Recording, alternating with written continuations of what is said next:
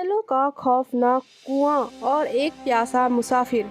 घने जंगल के बीचों बीच एक पुराना कुआं था जिसके बारे में गांव में कई भयानक कहानियां प्रचलित थी।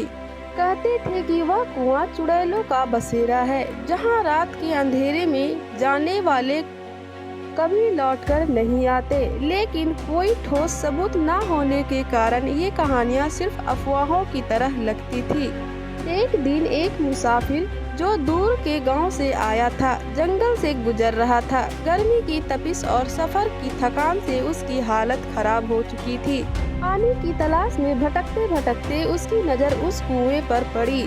थका हारा और प्यास से व्याकुल मुसाफिर चेतावनी भरी कहानियों को भूलकर उस कुएं की ओर बढ़ा।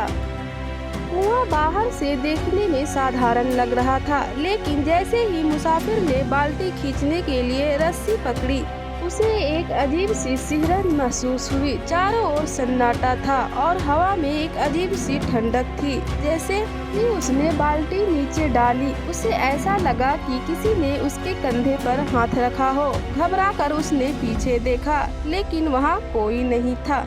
मुसाफिर ने खुद को संभालते हुए पानी खींचा और जैसे ही उसने पानी पीने के लिए बाल्टी उठाई, पानी के अंदर उसे एक भयानक चेहरा दिखा। वह तुरंत पीछे हट गया, लेकिन तभी एक डरावनी हंसी जंगल में गूंज उठी। वह हंसी चुड़ैलों की थी। मुसाफिर ने चारों ओर नजर दौड़ाई और देखा कि कई काली परछाइयां कुएं के चारों ओर मंडरा रही थी। चुड़ैलों ने मुसाफिर को घेर लिया और उसके ऊपर झपट पड़ी।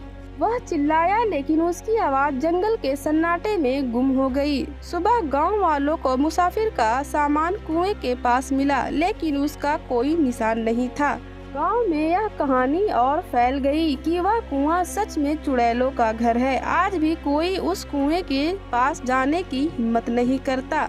कहते हैं जो भी वहां गया उसकी कहानी भी उस प्यासे मुसाफिर की तरह खत्म हो जाती है। तो आज की कहानी में इतना ही। मेरे चैनल को अभी तक सब्सक्राइब नहीं किया तो सब्सक्राइब कर लें।